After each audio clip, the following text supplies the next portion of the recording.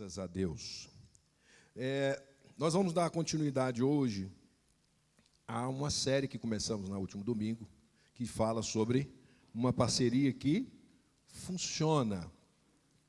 Nós, na primeira ministração, fizemos questão de estabelecermos um pilar que é fundamental. Sem esse, nada podemos almejar numa parceria. E o primeiro pilar que nós estabelecemos aqui no domingo passado é que Jesus é Deus.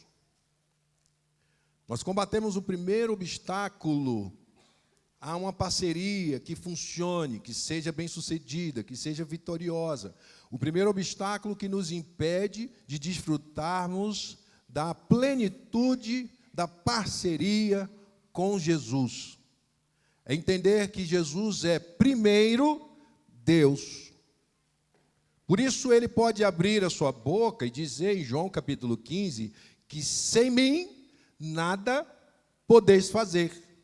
É por isso que no versículo 7 ele diz, se vocês permanecerem em mim, as minhas palavras permanecerem em vós, pedireis o que quiserdes e vos será feito. Só Deus pode falar assim. Só Deus pode determinar dessa forma. E Jesus faz isso diante dos seus discípulos porque Ele é Deus. Essa é a primeira verdade que nós precisamos estabelecer se nós queremos desenvolver uma parceria que funciona. Nós não temos um parceiro mestre, não temos um parceiro bom, nós não temos um parceiro sábio. O sábio, o mestre, o bom, ele não move o mar, ele não faz com que o homem ou um de nós ande por sobre as águas, ele não tem poder para determinar se a nossa rede vai se encher de peixe, ele não tem poder, só Deus tem esse poder. E graças a Deus, que nós tivemos o nosso encontro com Jesus, o divino, não o sábio, não o mestre, não o bom. Nós tivemos o nosso encontro com o divino, que nos transportou das trevas para a luz, que nos fez e nos inseriu no reino glorioso de Deus. Nós tivemos o nosso encontro com esse, e por isso nós podemos confiar que a nossa parceria vai funcionar. Porque aquele que promete, ele é poderoso para cumprir. Esse foi o primeiro pilar que estabelecemos, lançando por terra a incredulidade, que é o primeiro obstáculo a uma parceria gloriosa, plena com o Senhor Jesus. É lançar por terra a incredulidade, que faz Deus mentiroso, que faz Deus menor do que Ele é. A incredulidade faz de Deus alguém que não tem o poder que tem, não é o Criador de todas as coisas. Colocar em dúvida aquele que criou tudo que está diante dos nossos olhos é quase que uma loucura. E nós temos um parceiro que é Deus, verdade absoluta. O Jesus, o divino, ele tem que ser reconhecido, adorado, venerado, obedecido. Todos nós sabemos que existe a divindade de Jesus e a humanidade de Jesus. Jesus, Deus, não nos chama para imitá-lo. Não cabe a nós imitarmos o Deus Jesus. A sua divindade deve ser reconhecida, deve ser adorado, reconhecido, venerado, proclamado, obedecido. A sua humanidade deve ser imitada, que são os próximos passos que nós vamos dar hoje.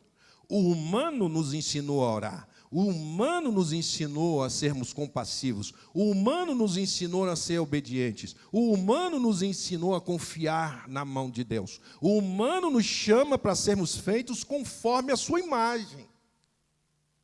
O divino não, o divino é para ser reconhecido, adorado, diante dele nos rendemos, diante dele nós o exaltamos. Quem busca o divino, quem quer imitar o divino, cansa, porque ele é inacessível. O caráter divino de Jesus é inacessível. Mas a humanidade de Jesus, ele veio e nos ensinou para imitarmos a Jesus, para imitarmos os seus passos. Tem um livro que não é uma história verídica, mas é um livro que já compartilhamos aqui, que diz assim: em seus passos, o que faria Jesus? Quem tiver oportunidade de ler o livro, leia.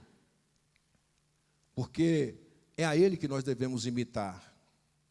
É o que orou no Getsêmani.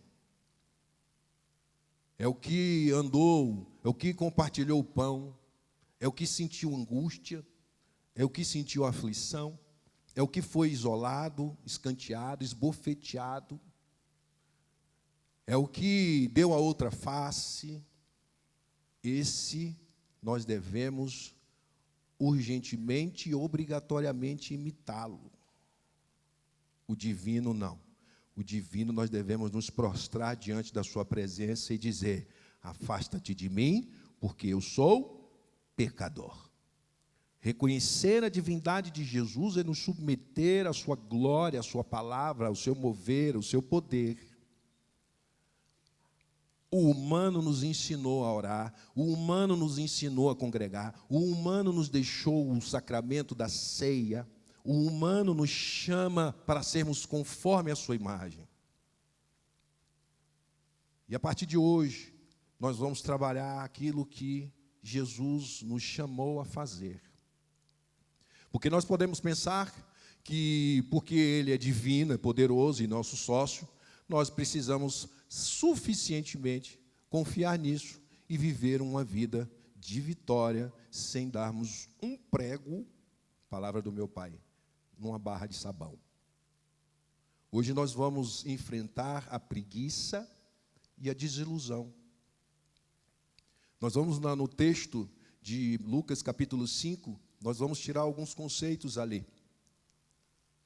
Conhecendo o divino, reconhecendo o divino, nós precisamos agora fazer a nossa parte.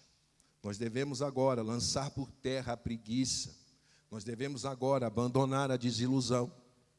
E nós vamos ver isso em Lucas capítulo 5, a partir do versículo 1.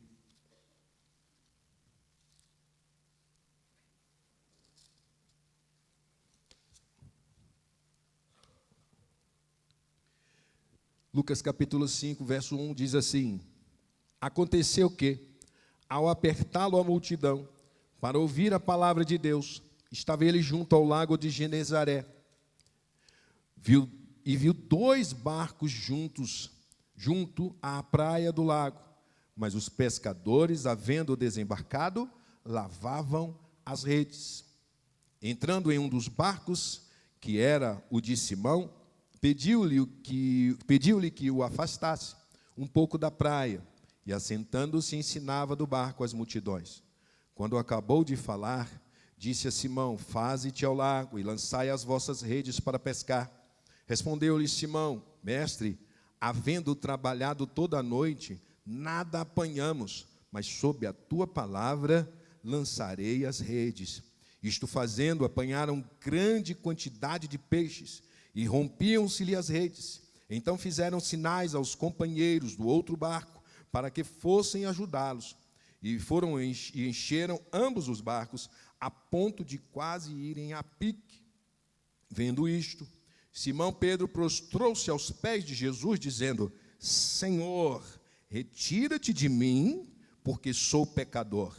Pois à vista da pesca que fizeram, a admiração se apoderou dele e de todos os seus companheiros, bem como de Tiago e João, filhos de Zebedeu, que eram seus sócios. Disse Jesus a Simão: não temas, doravante serás pescador de homens.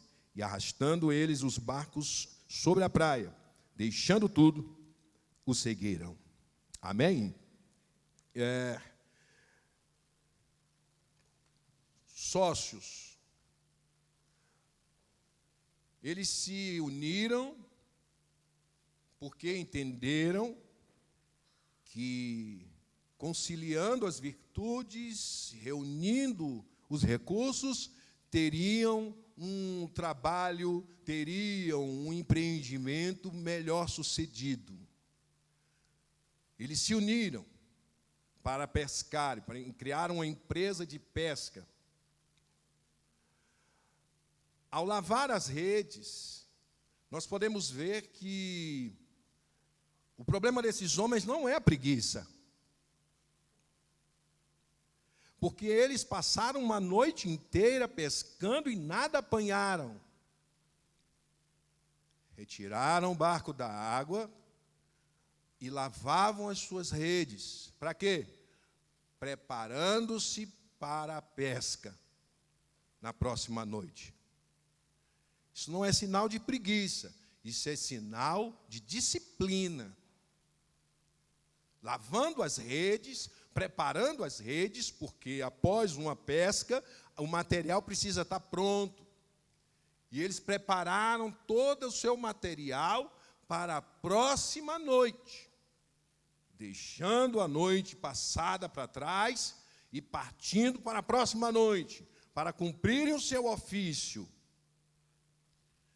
Prepararam as redes. O Senhor os encontra na praia, lavando as redes. Muitos deixam as suas redes sujas, deixam o seu material despreparado, não preparam o seu material, não se aprontam para seguir as rotinas da vida. Porque em seguida Jesus diz, faz-se-te ao largo e lança as redes. Eles estavam preparados. Algum de nós pode pensar que a vida do crente é uma vida de fatos, de eventos extraordinários. Deixa eu falar uma coisa para vocês. O extraordinário não vem de uma vida extraordinária. O extraordinário vem por uma vida de disciplina, de renúncia, mas uma vida de rotinas. Eles não experimentaram as redes transbordantes de peixes porque eles estavam vivendo uma vida extraordinária. Eles experimentaram o milagre da pesca maravilhosa porque viviam a vida comum, rotineira, exigida para aquilo que eles se propuseram a fazer. Lavavam as redes todas as manhãs. Deixavam tudo preparado para o próximo dia de pesca, para a próxima noite de trabalho. A esses, o Senhor visita. O Senhor os encontra. E o Senhor dá ordem à criação. E eles experimentam uma pesca dita maravilhosa, como fruto de uma vida ordinária, rotineira, disciplinada. E não por uma vida extraordinária. Porque eles, ao olharem para Jesus, não viram o divino, viram o mestre. Pedro diz, mestre, pescamos, trabalhamos a noite inteira e nada apanhamos. Depois do milagre, da manifestação da divindade de Jesus, ele diz, Senhor, afasta-te de mim, porque sou pecador. Encontrou o divino. Então, o extraordinário não vem de uma vida extraordinária. O extraordinário vem por uma vida de realidade, de rotina, cumprindo aquilo que me foi exigido. Todo pescador, ao final de uma pescaria, de uma noite inteira de trabalho, limpa as suas redes, pegando ou não pegando peixe. O preguiçoso tem as suas redes deterioradas, porque dia após dia ele deixa o seu material no canto, ele usa de qualquer maneira, ele não acorda cedo para fazer o seu trabalho. O preguiçoso, ele deixa a rede deteriorar com os resíduos da última pescaria, que é matéria orgânica. Nós não tínhamos, na época, material sintetizado, material usando petróleo para fazer os fios. Era material de fácil deterioração. E cada pesca, ainda que fosse pouco, porque é preguiçoso, vai passando e vai deteriorando o material, porque aquela matéria orgânica apodrece e apodrece junto as cordas. E aí, quer um milagre. E, de repente, o Senhor se apresenta, porque não é possível que só tinham 2 barcos naquele lago. Eles se apossaram do lago de Genezaré. Isso aqui é nosso, isso aqui é a máfia do Pedrão. Não é? Quem manda aqui somos nós. Quem quiser entrar vai ter que pagar uma taxinha. É milícia do Pedro. O Senhor foi em direção àqueles que estavam prontos. E os preguiçosos não experimentam milagre, porque nunca estão prontos. Como experimentar o socorro e a provisão de Deus se eu não faço o que tem que ser feito? Como eu vou experimentar o melhor de Deus se eu nunca estou pronto?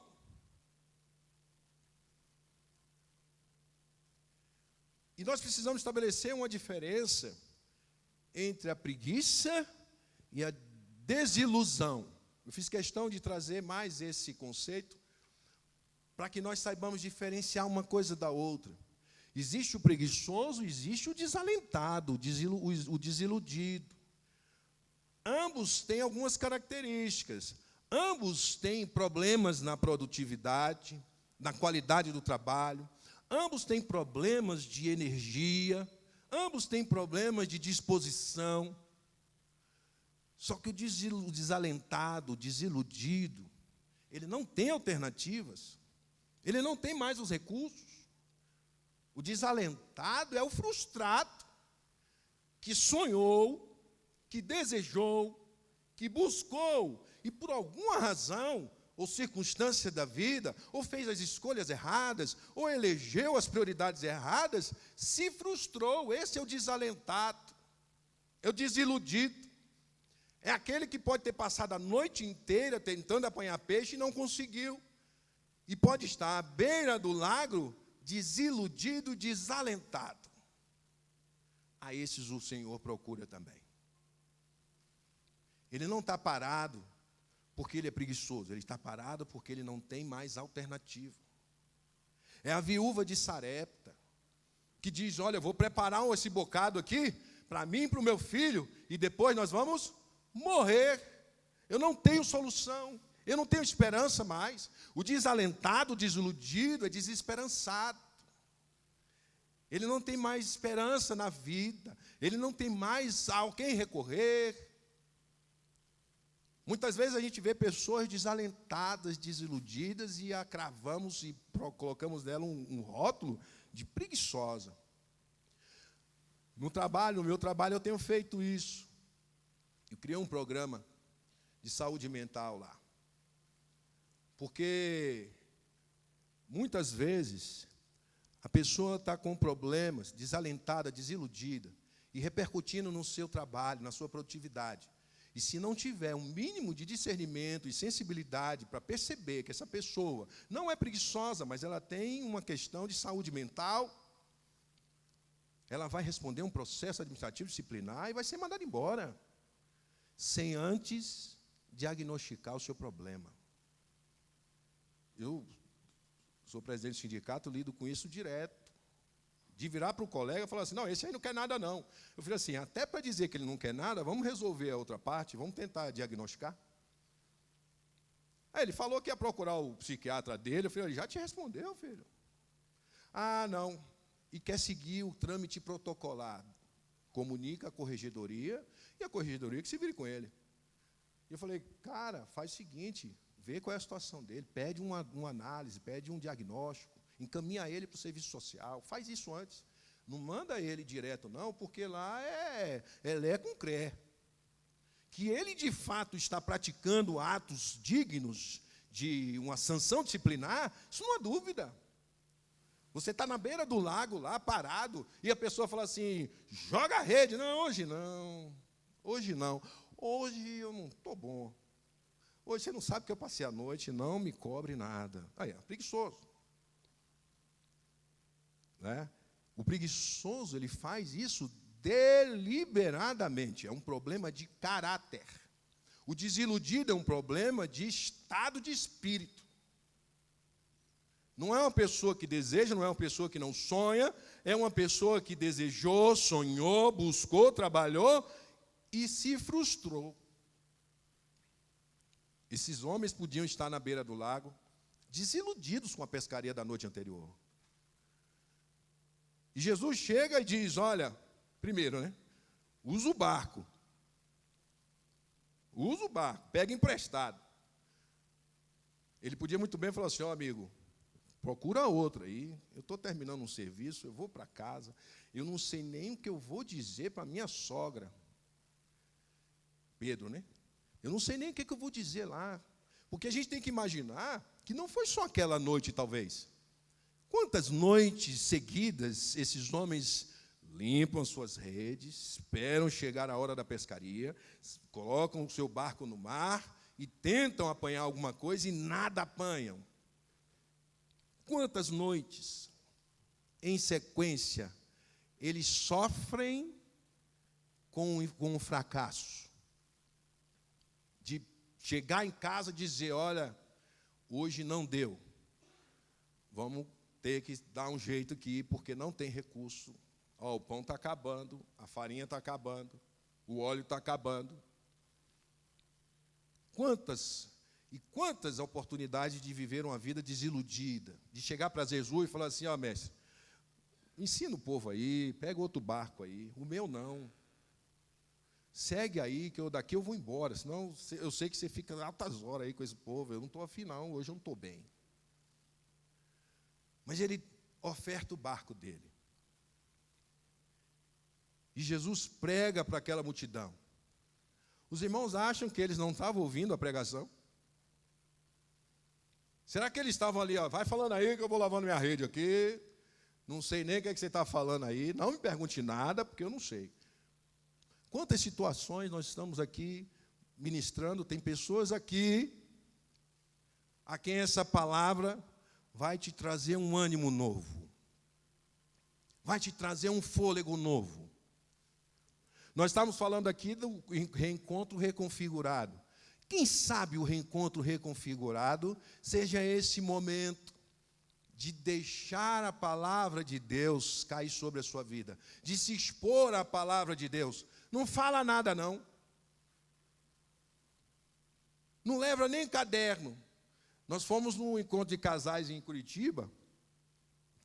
Eu estava trabalhando em Porangatuba toda semana, 400 quilômetros. Indo e voltando, indo e voltando. E aí o pastor convidou a gente para o SCC, né, Encontro de Casais com Cristo, né, lá em Curitiba. E vou levar 10 casais. Eu falei assim, acho que não vou não. Não estou bem, estou cansado. Mas depois eu falei assim, não, eu vou. Eu quero ouvir palavra, eu quero. Primeiro evento, chegando lá, aquela bandinha, né? Aqui eu já estava assim, nossa, que povo besta. Não, vamos para dentro, gente, vamos sentar, vamos trabalhar, pregar a palavra, vamos lá, eu quero fazer as anotações. Esse negócio de...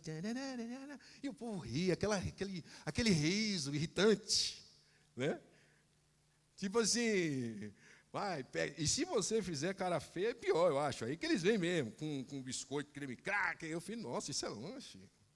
Pô, biscoito, pensei que ia ter um enroladinho de queijo, um negócio e tal, né? Para a gente fazer um coquetel aqui, depois vamos para a palavra.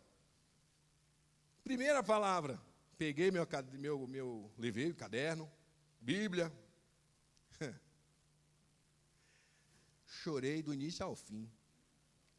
Fechei a Bíblia, porque eles não usaram a Bíblia. Foi só o testemunho de vida do casal. E eu assim, eu estou... E aquela faca entrando assim, e eu não sei se eu ficava com dó deles pela história, ou se é comigo também. E eu saí de lá assim, eu estou precisando disso. Essa coisa organizada, de caderno, e vou lá anotar. Aí eu faço as minhas próprias, né? Assim, ele chegou até aqui, mas eu chego mais. Versículo A, B, não usou. Ó. E o cidadão e a cidadã lá, contando um testemunho de vida do casal, que, assim, me destruiu na hora lá. Então, quantos aqui, talvez, precisa só sentar no reencontro, não leva caderno, não, se expõe à palavra. Se expõe à palavra, deixa ela lavar, deixa ela confrontar, deixa ela corrigir, deixa ela ensinar, deixa ela revelar. Esses homens, uma noite inteira de pesca e nada apanhando. Para quem viaja a passeio, vai para o Araguaia e tenta pegar peixe, não pega, dá um pouquinho, eu não sei, nunca pesquei, né, não sei. Estou vendo o Adilson ali, eu não sei se a coisa é profissional mesmo, assim. Mas se não pegar nada, vem com uma certa frustração, não vem? Assim, não, fui para lá, todo ano eu vou, peguei nada. Não, essa viagem aqui para o Araguaia, eu vou procurar outro rio para eu ir, eu não vou mais nesse, não. Agora, você que tem a pesca como subsistência, é de você levar comida para a boca dos seus filhos. E uma noite inteira, que com certeza não foi uma só. A desilusão batendo na porta, pressionando a mente. A cobrança da casa, da esposa, dos filhos. E esses homens ofertam o seu barco e se expõem à palavra de Deus. E em seguida, Jesus fala, ó, vamos lá para o meio, na parte mais funda lá, lança a rede. Ao fato dele estar exposto à palavra, gerou fé no coração. Sob a sua palavra, eu vou lançar a rede, porque eu já ouvi história sua aí, um negócio de um casamento aí, agora você está falando aí, o povo tudo atrás de você aí, curando o enfermo, eu vou obedecer. E muitos de nós precisamos desse momento, de estar exposto à palavra, somente à palavra de Deus, para que traga um refrigério, para que a gente lance fora a desilusão, o descontentamento, o desalento, para que a gente possa experimentar o milagre de Deus. Mas precisou que Pedro, Tiago e João tivessem uma vida ordinária. Ordinária no sentido de ordem, disciplina. Pesca à noite, lava as redes pela manhã.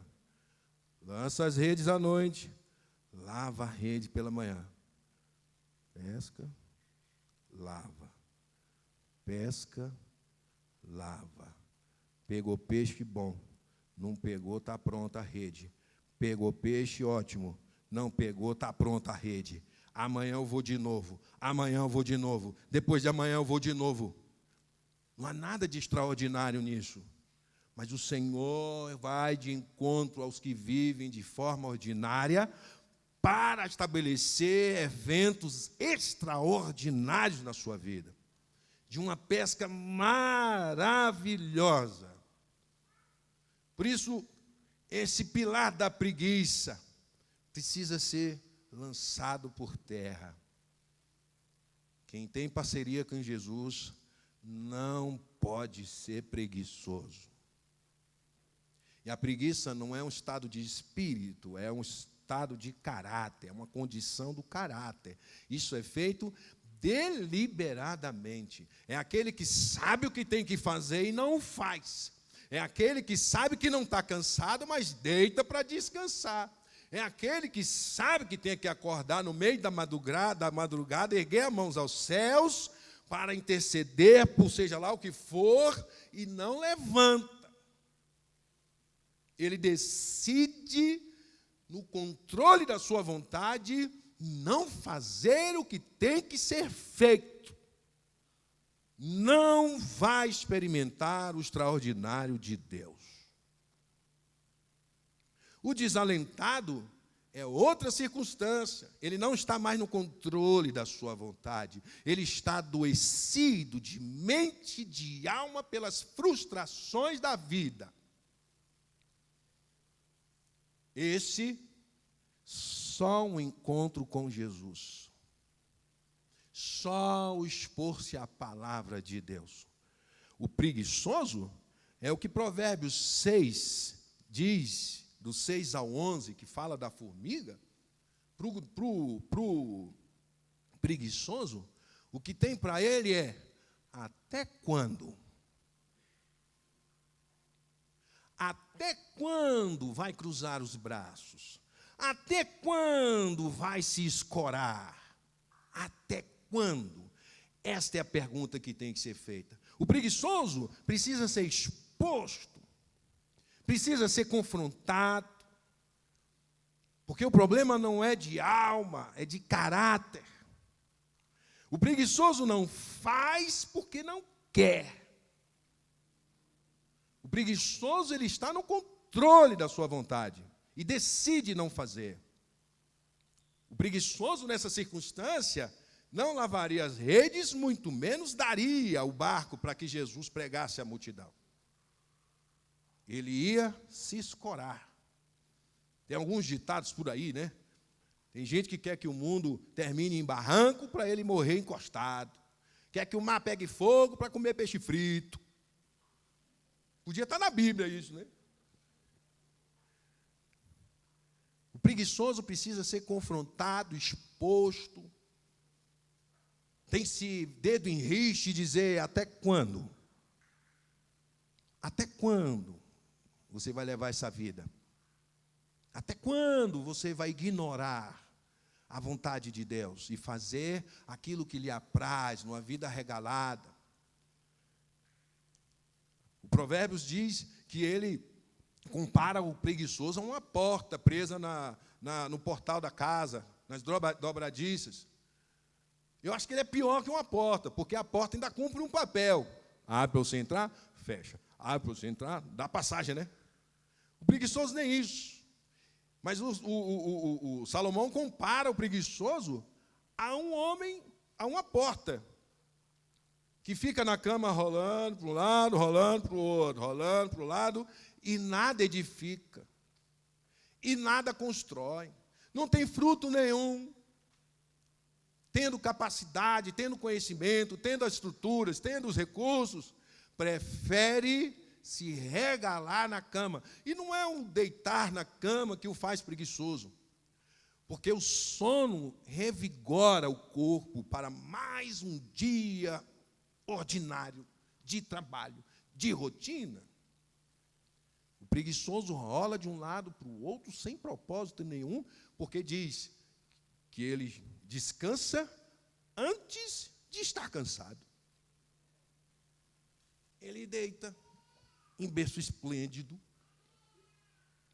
Provérbios bate muito no preguiçoso. Eu fiquei aqui, vai ser uns 50 versículos aqui, só de preguiçoso, Provérbios, né?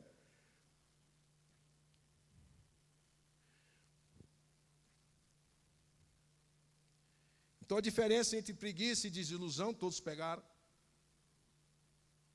Preguiça é um problema de caráter, desilusão é um estado de espírito, como consequência dos reveses da vida.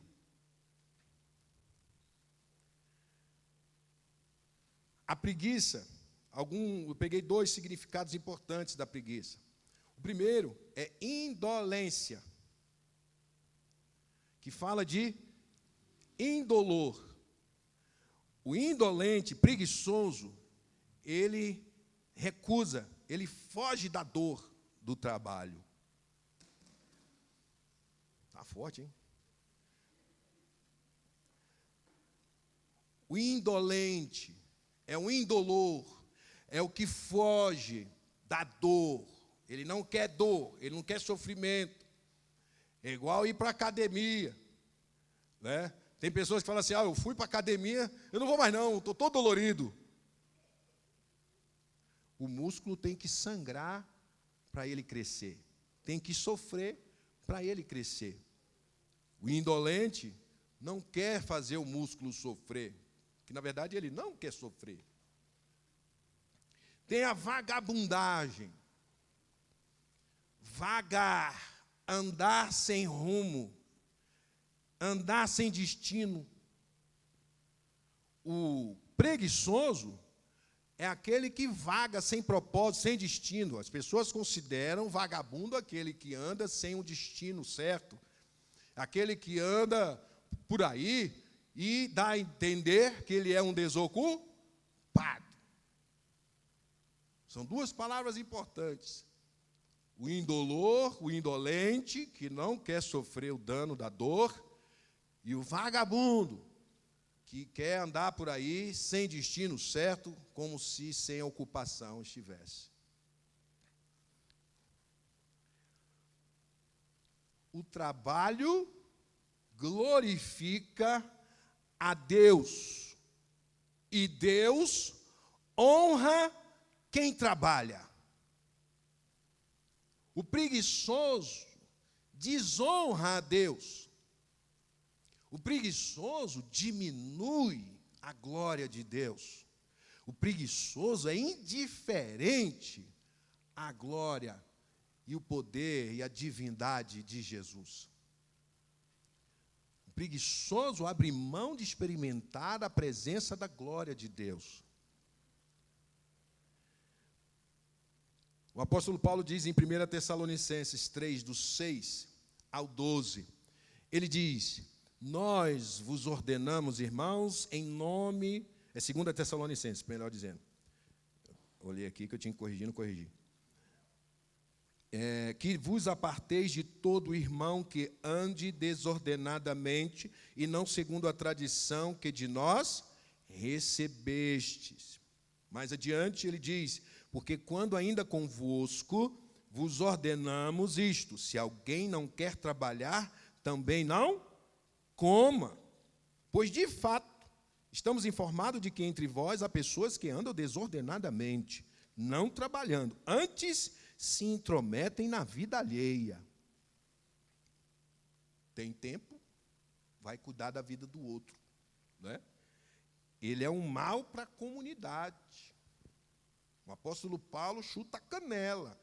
Não é para comer, não dá comida a ele, porque ele não trabalha. E muito pelo contrário, ainda vem se intrometer na vida das pessoas. O preguiçoso não cumpre tarefas exigidas no tempo, na forma e na intensidade. Ele não faz o que tem que ser feito, não faz no tempo que tem que ser feito, e não faz com a força e com a intensidade que tem que ser feito. Provérbios 24. O preguiçoso não lavra por causa do inverno, pelo que na saga procura e não encontra. Não semeou, quer achar o quê? O trabalho do preguiçoso é improdutivo, não sai do lugar, como uma porta, nós falamos agora, em Provérbios 26, 14. Como a porta se revolve nos seus gonzos, assim o preguiçoso no seu leito. O preguiçoso deve ser confrontado, censurado e, caso persista, deixado às margens. O apóstolo Paulo diz, nem com esse se associe, não trata com ele não, que ele é veneno. Caso alguém persiste, não preste obediência à nossa palavra dada por esta epístola, 2 Tessalonicenses 3,14, notai-o, nem vos associeis com ele, para que fique envergonhado. Ele não é excomungado, mas é exposto. O preguiçoso é assim que tem que ser tratado. Ele tem que ser exposto, para que ao menos a vergonha o faça se voltar para Deus e se converter do seu mau caminho. Vamos falar do que devemos fazer para que a preguiça não nos acometa. Provérbios 6, 6 ao 11 fala da formiga, né? O escritor de Provérbios diz, vai ter com a formiga, ó preguiçoso. Eu fiz questão de comprar um livro esses dias.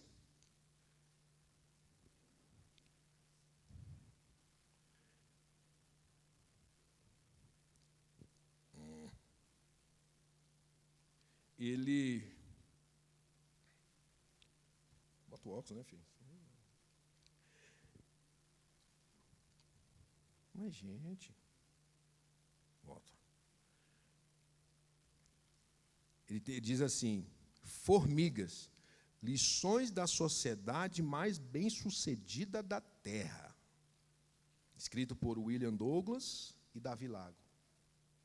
E ele usa a comunidade das formigas para trazer alguns ensinos. Um deles é a proatividade da formiga. Provérbios 6, vamos lá?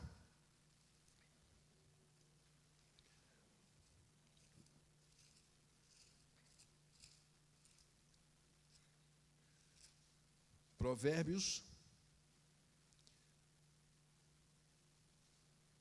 6, a partir do versículo 6. Ele diz: vai ter com a formiga, ó preguiçoso, considera os seus caminhos e ser sábio.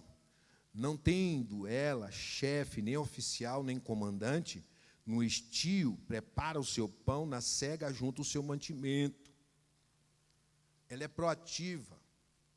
Não precisa mandar, não precisa reunir, não precisa fazer conferência, congresso, não precisa fazer nenhum tipo de movimento para que a formiga faça cada qual aquilo que tem que ser feito.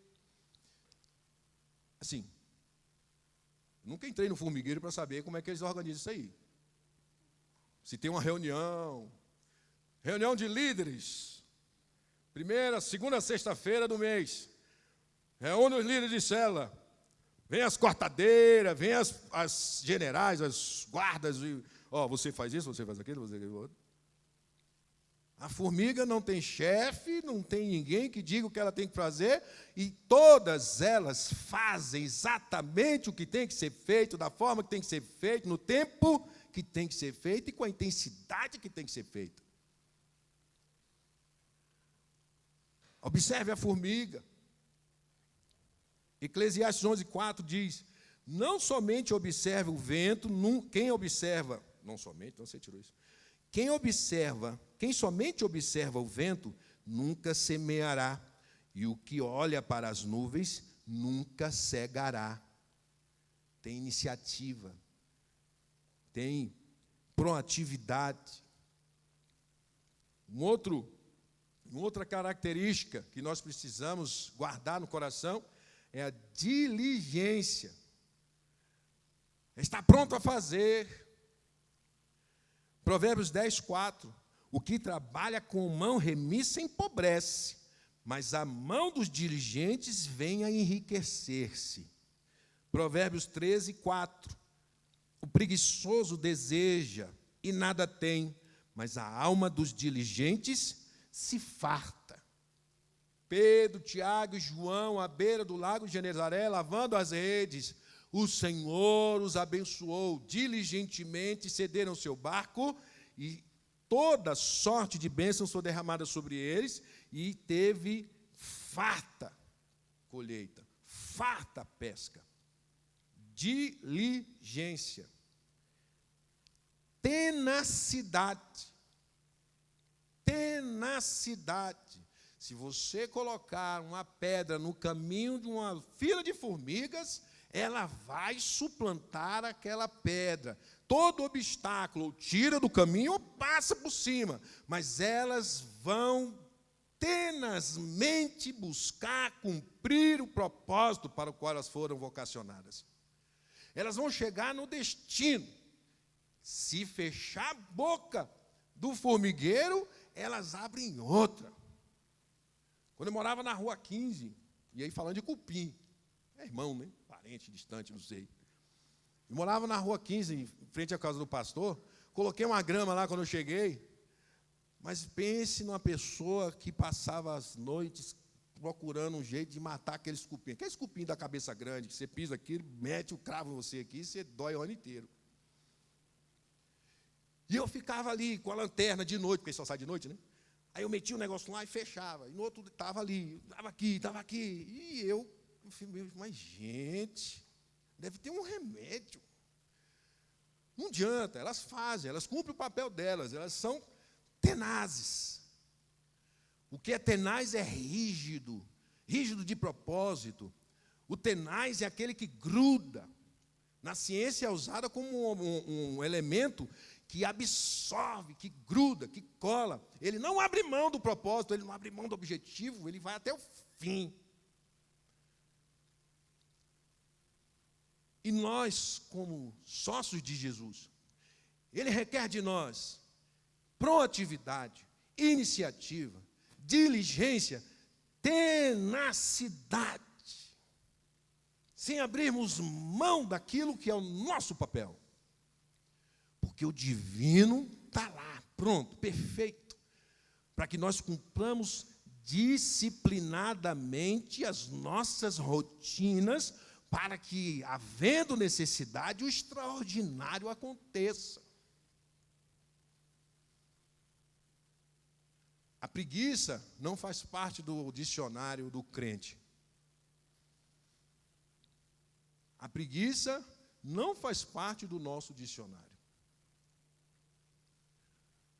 Nós precisamos compreender que o nosso sócio, ele requer de nós posturas. E os discípulos aqui tiveram a sua experiência com o extraordinário, fazendo as coisas ordinárias, exigidas, necessárias. E o Senhor vai de encontro ao que vive uma vida ordinária. E o Senhor também vai de encontro àqueles que estão desalentados. Os discípulos, no final do Evangelho de João, do Evangelho de João, estão à beira do lago, desiludidos, desalentados. A esses o Senhor procura também. E se manifesta a esses, para que eles sejam renovados, revigorados, encorajados para seguirem adiante. Vou bater mais uma vez nessa tecla. Teremos um reencontro reconfigurado. Quem não foi, levanta a mão aí para eu ver. Quem ainda não foi. Bem alto para eu contar. Fotografa aí, brincando. Levanta a mão bem alto assim, ó, bem alto. Nós queremos levar quanto, Daniel? Eu acho que aqui já dobrou dos 9, né? Né? Quem vai, levanta a mão. Proativo, que tem iniciativa. Quem quer ser exposto à palavra. Quem quer ser lavado pela palavra. Quem quer ser renovado, revigorado, encorajado, levanta a mão bem alto. Fique de pé.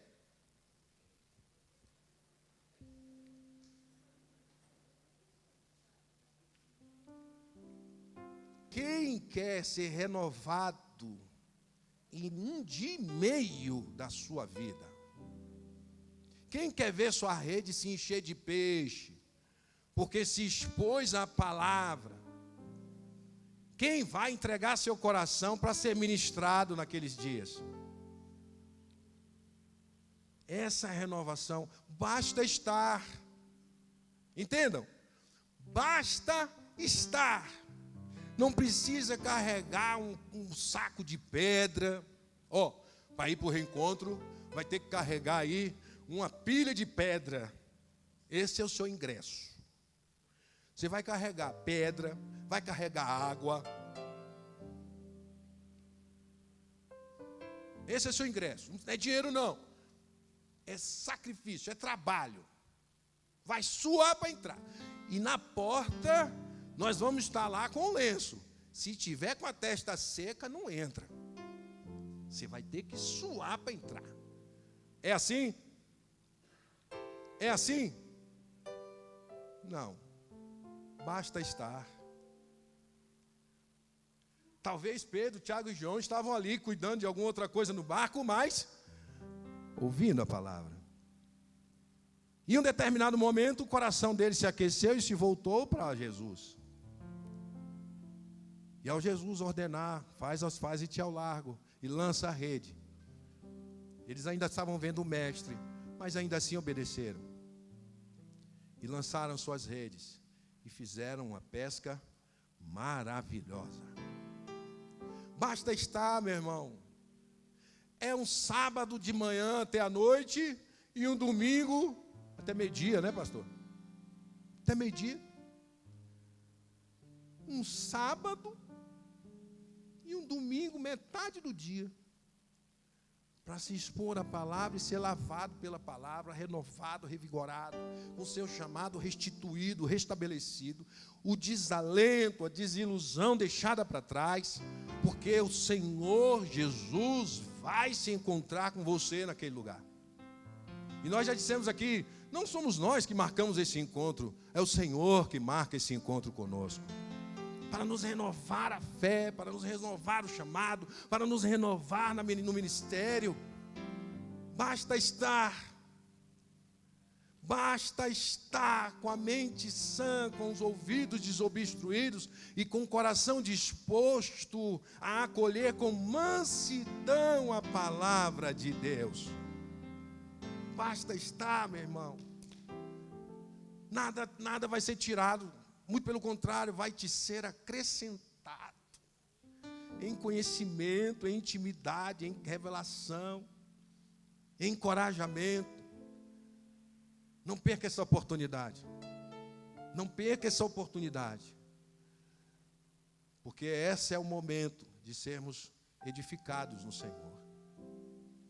Podem sentar.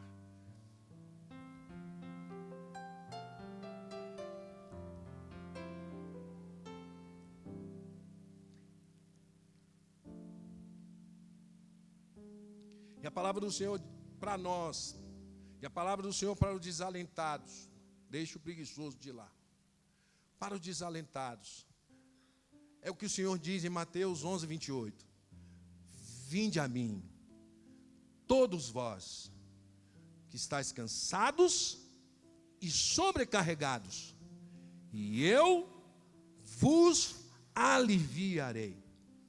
Tomai sobre vós o meu jugo, e aprendei de mim, que sou manso e humilde de coração, e encontrareis descanso para as vossas almas. A primeira coisa que o Senhor faz ao desalentado, Ele traz alívio. É aquele que chegou no meio do caminho, não consegue mais empurrar, não consegue mais avançar, não consegue mais dar um passo adiante. O peso está grande.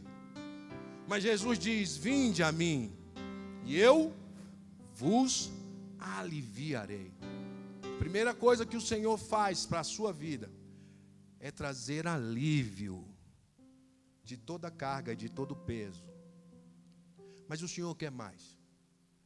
O Senhor diz, tomai sobre vós o meu jugo e aprendei de mim, que sou manso e humilde de coração.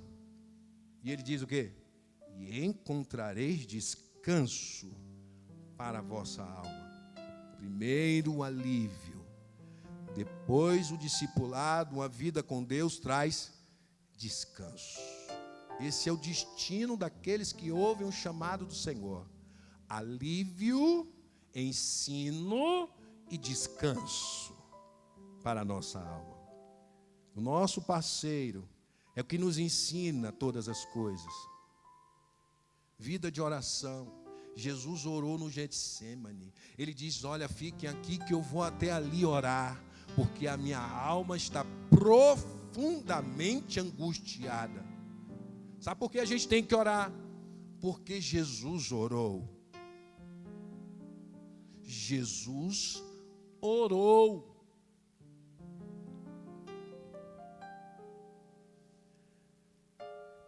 Conhecer as promessas de Deus na palavra. O Senhor nos chama para meditarmos na palavra, nos chama para confessarmos a palavra, nos chama para lermos a palavra. Quantos leram a palavra nessa semana uma vez? Leitura sistemática. Ler, memorizar, meditar, confessar. Wabe,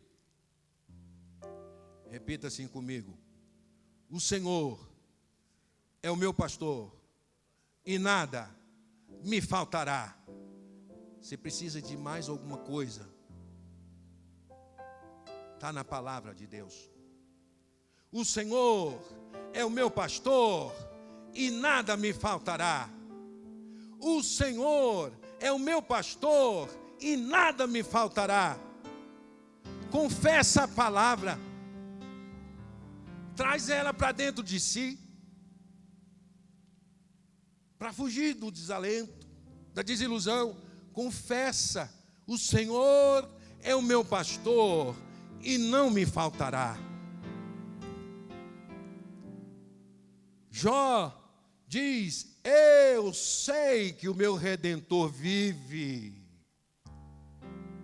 Confessa a palavra, leia a palavra, memorize a palavra, reflita na palavra e confessa a palavra.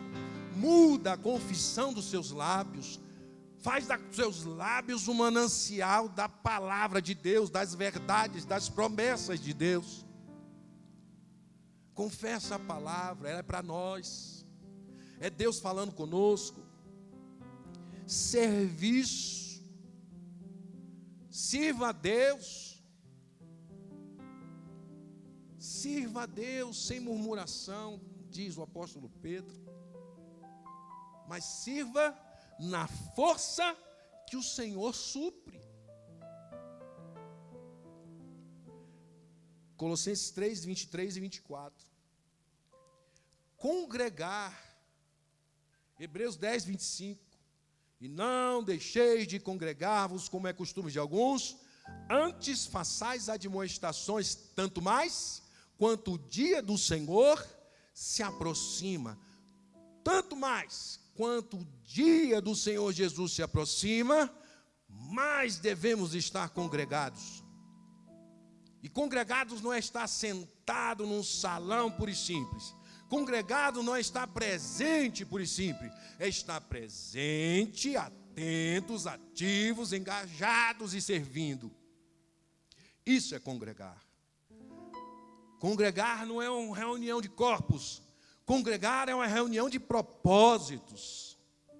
É uma reunião de consciência. É uma reunião de saber o porquê está aqui.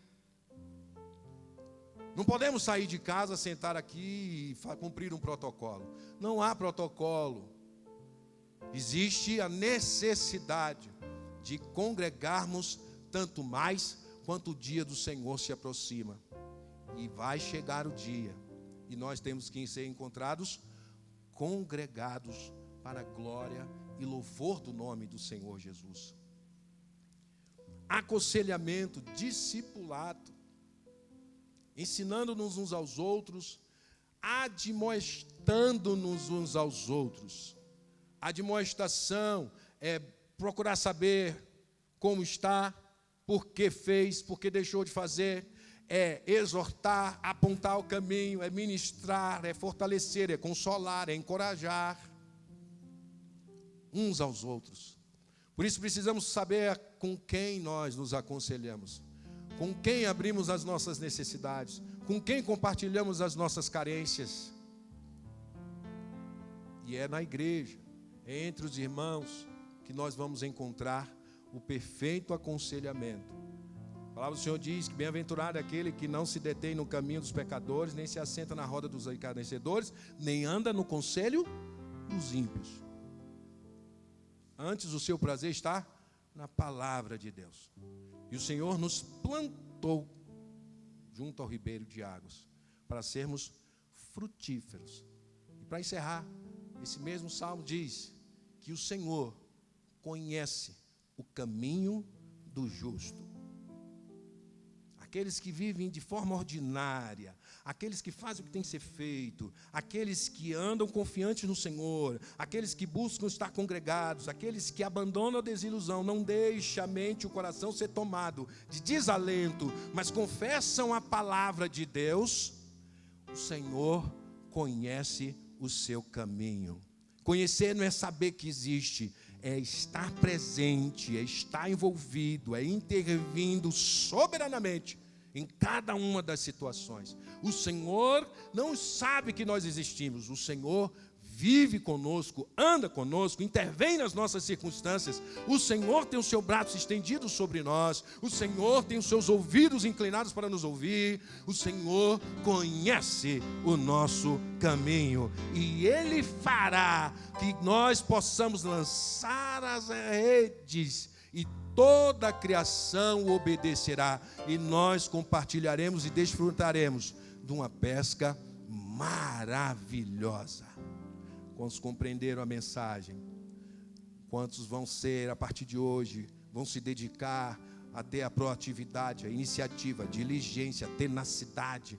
Quantos vão se voltar para a palavra, confessá-la, se lavar na palavra, se exporem à palavra, para se verem livres de todo e qualquer desalento? Levanta a mão e dá graças a Deus. Essa é a palavra de Deus para nós, para que nós possamos experimentar uma parceria que funciona. Primeiro, o Senhor Jesus é Deus e dá ordem a toda a criação ao nosso favor. Segundo, nós não somos preguiçosos e não deixaremos a nossa mente e o nosso coração ser tomado de desalento, porque nós sabemos em quem temos crido, sabemos que temos que fazer e faremos com disposição do nosso coração. E o Senhor conhece o nosso caminho e intervirá nas nossas circunstâncias. Aleluia. Vamos ficar de pé.